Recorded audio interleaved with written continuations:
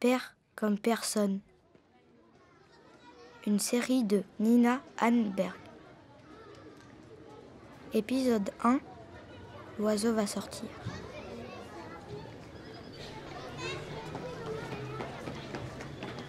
C'est mon premier jour d'école. Mais on est au mois de janvier. Le maître me parle très gentiment. Les autres enfants évitent de s'approcher trop près de moi. J'appelle dans le quartier. Boum boum, il est parti. Boum boum, il est parti. Boum boum, Tahiti. Boum boum, dégage. Elle s'appelle Nina. Il faut que vous soyez gentil avec elle. Quand je rentre dans une pièce, les adultes s'arrêtent de parler. Ils ont souvent les yeux rouges et l'air inquiets. J'ai envie de les consoler. Ça a l'air terrible d'être grand. Je me souviens de cet après-midi de printemps. Je suis avec ma mère sur le perron de notre maison. Elle s'apprête à ouvrir la porte, mais elle s'arrête. Elle remet les clés dans sa poche et me fait asseoir, dehors, sur les marches. C'est le bon moment pour elle.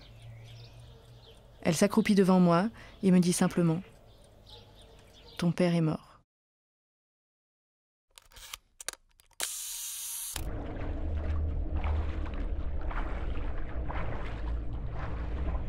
J'ai 6 ans, des cheveux blonds, une frange coupée de travers et des chaussures vernies. Je réponds que je le sais.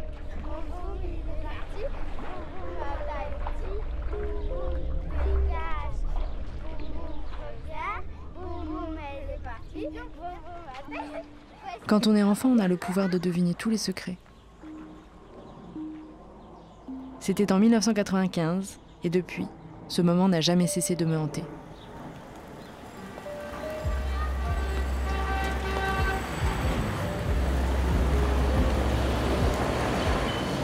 Là, on est 25 ans plus tard. On est à Paris. Il fait gris, il fait même déjà nuit. Je me suis dépêchée pour rentrer au chaud, chez moi.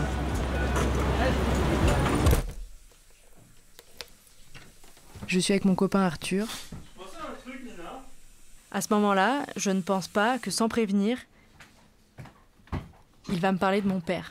J'ai jamais vu de photo de ton père. Je sais même pas quelle tête il a. C'est la dernière soirée qu'on passe ensemble avant longtemps. Le lendemain, il part en voyage en Amazonie pour son travail pendant 1 mois.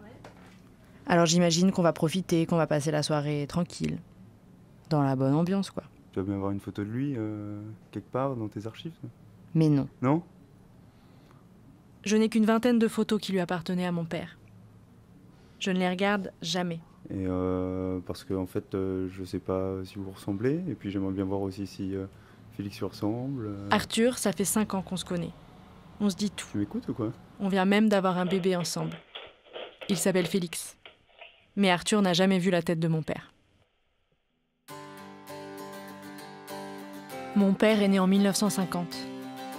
Il fait partie de cette génération du baby boom, celle qui a eu 20 ans en 1970. Celle qui voulait faire la révolution. Et on m'a toujours dit qu'il a eu une vie incroyable. Il a voyagé aux 4 coins de la Terre. 57 pays hors de l'Europe, aimait-il dire. Il a vécu l'aventure, la vraie, perdu au fond de forêts tropicales ou au sommet de montagnes himalayennes. Il a habité à Katmandou, la Mecque des hippies. Il a importé des tapis tibétains et des habits New Age. Il a fumé du hashish, comme tout le monde. Et je crois qu'il a aussi trafiqué de la drogue.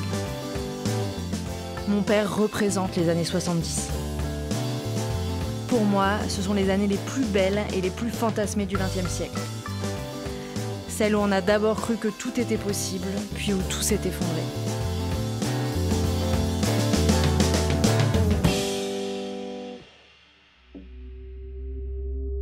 Ces histoires, j'ai grandi avec elles sans vraiment les connaître. J'étais comme écrasée par une sorte de mystère. J'étais incapable de poser des questions. Attention, toutes les histoires que vous allez voir sont vraies. Mon père, il n'est pas mort dans un accident de voiture. Il n'est pas mort à la suite d'une longue maladie. Il n'est pas mort d'un arrêt cardiaque. Il n'est pas mort d'une overdose. Il a été porté disparu. Ce qui fait de mon père un mort inconnu.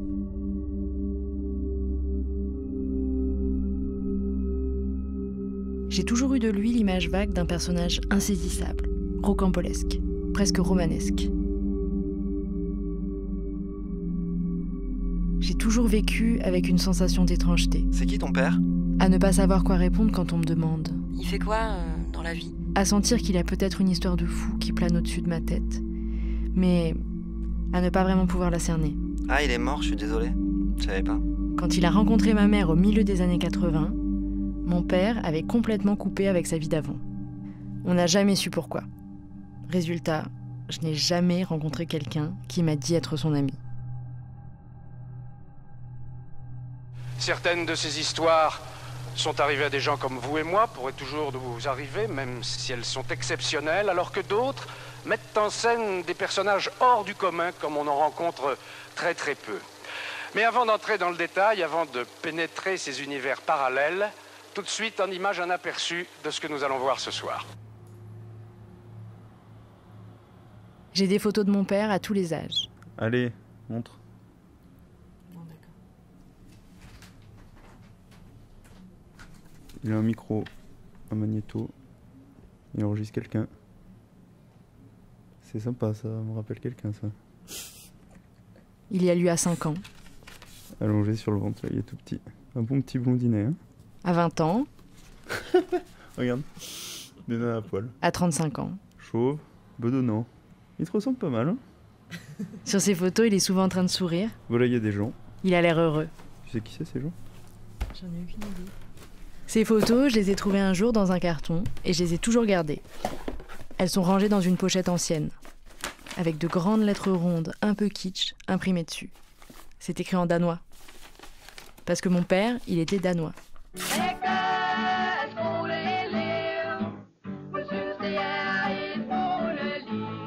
Je comprends pas le danois. La seule phrase que je connais, c'est « Jaka ikke snakke dansk » et ça veut dire « Je parle pas le danois ».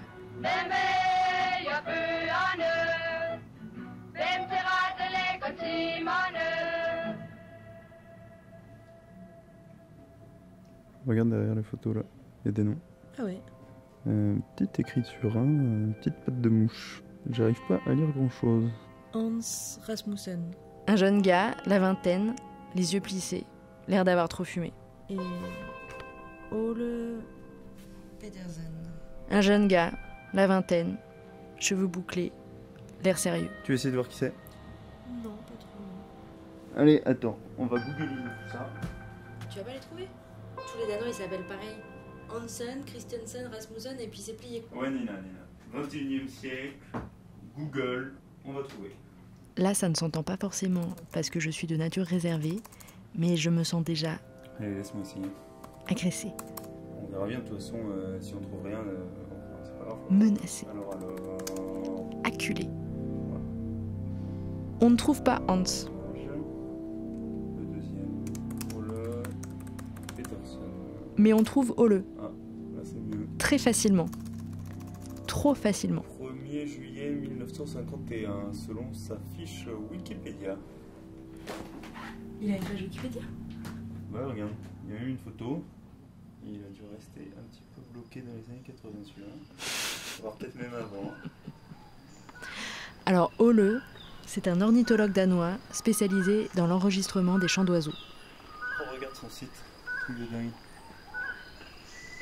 Alors, 10 000 enregistrements sur une durée de 125 heures. 1959 espèces dans 904 localités. Ah ouais, 3 minutes de Tinamou là. Tinamou Tao, Tinamou Tao, Tinamou Tao, Tinamou noir, grand Grand Tinamou. Tinamou. Arthur adore les oiseaux aussi, alors il est ravi. Tinamou Konapa. Tinamou à gorge blanche. Bon bah, on écoute les oiseaux alors.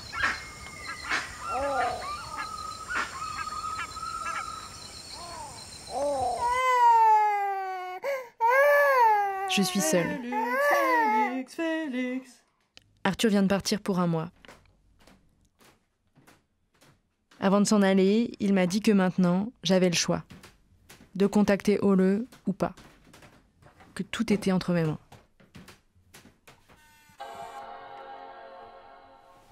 En me levant, à la première heure, j'écris un mail à Ole, en anglais. Old picture, Per Allenberg. Je me dis que c'est sympa. Neutre. Vous l'avez compris, mon père, il s'appelait Per. En danois, ça se prononce un peu différemment. Ça se prononce PA. Mais avouez que c'est bien trouvé quand même. Hello. Bonjour. I was looking at old picture of Je regardais des vieilles photos de mon père, my Per father, Allenberg, et j'en ai Per trouvé une avec Allenberg, votre nom écrit derrière. and I found J'ai pensé que vous trouveriez one ça drôle de la voir. with your name written in the Je ne sais pas si vous le savez, mais père est mort il y a bientôt 25 ans. En 94. Je suis née en 88, alors je n'ai pas eu la chance de beaucoup le connaître. Ma mère est française, et après 94, j'ai été élevée en France. That's why I'm writing to you in English and not in Danish. Si vous avez des choses à me dire sur mon père, j'adorerais. Best regards, Bien cordialement, Nina Allenberg. Nina Allenberg.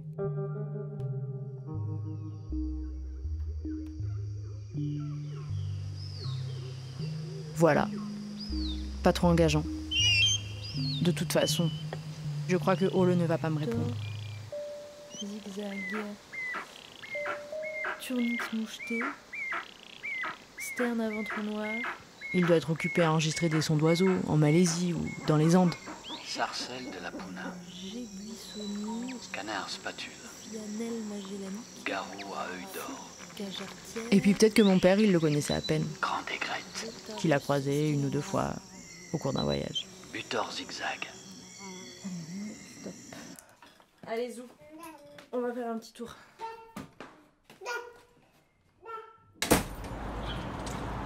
Je suis partie me promener. C'est bientôt la saison des amours. Hein. Ah ouais. Et ça sort, ça chante, ça chante. Mais oui, ici, il y a vraiment d'oiseaux, ouais. Et dans nous, on donne sur le jardin. Le soir, c'est la même chose.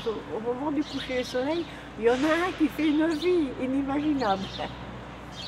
Et vous l'écoutez tous les soirs? Ah ouais, oui. Ça peut pas faire autrement que de l'entendre. Quand je rentre chez moi, je peux pas m'empêcher d'aller regarder mes mails. Et Ole, l'ami de mon père inconnu, m'a déjà répondu. À suivre sur arteradio.com.